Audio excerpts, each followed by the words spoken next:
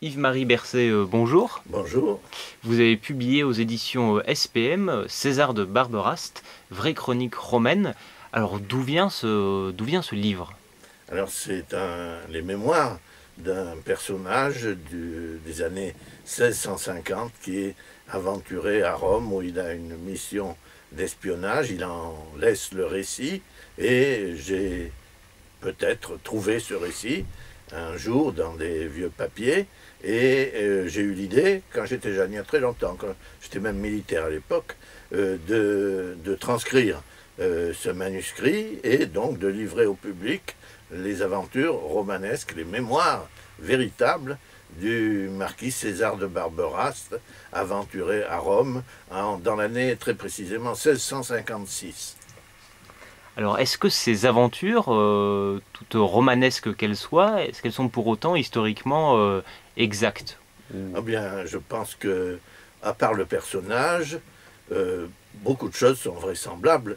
On dira que le personnage est peut-être un anti-héros, mais un anti-héros qui est tout à fait peut-être imaginaire, mais enfin qui a pu très bien exister sous cette apparence, j'en sais à vrai dire pas plus.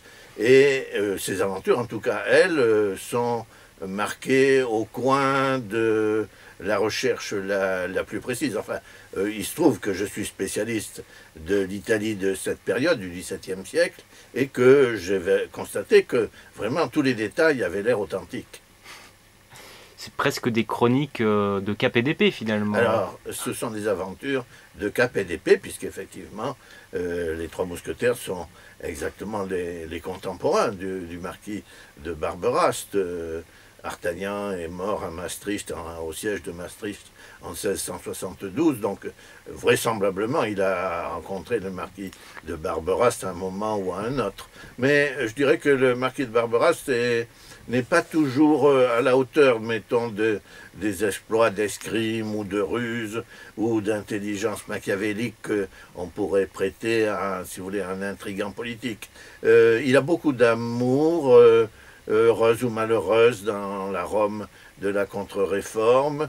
Il arrive à remplir sa mission, parce qu'il s'agit de détecter un personnage qui est supposé être au service de la France, mais qui en réalité renseigne les Espagnols sur les intrigues françaises en Italie. Donc il a une mission d'espionnage, elle est dangereuse, il la réussira, mais au fond c'est un peu la chance. Et dans ce sens, si la chance intervient en histoire, je crois que là je suis fidèle à la réalité historique. Est-ce que vous envisagez de retrouver une suite justement aux aventures de César de Barberast? Eh bien, je crois que la chance que j'ai eue de tomber sur ce manuscrit, malheureusement, ne peut pas se répéter. On ne peut pas espérer d'avoir tous les jours, si vous voulez, une pareille bonne fortune. Cependant, il y a des traits dans ce roman, le style par exemple, qui ressemble beaucoup au texte du XVIIe siècle. Et puis, comme dans les romans écrits au XVIIe siècle, les romans par exemple de Scarron, de Mademoiselle de Scudéry, il y a des histoires dans l'histoire. Chaque personnage qui intervient dans l'intrigue raconte à son tour ses aventures. Alors tous ces éléments, vous voyez, correspondent tout à fait à l'esprit du XVIIe siècle. On peut donc espérer après tout qu'il y aurait d'autres mémoires, d'autres textes comparables. Mais pour autant, nous n'avons pas besoin d'être un spécialiste du XVIIe siècle pour apprécier ces chroniques romaines. Voilà, alors j'espère que le public contemporain, enfin tout au moins celui qui aime les aventures de cap et d'épée, puisque et on en a encore, c'est un goût qui passe jamais, on a toujours à la télévision, au cinéma, des images. Je crois que ce public peut s'y retrouver. Moi j'en serais très heureux en tout cas. Merci beaucoup.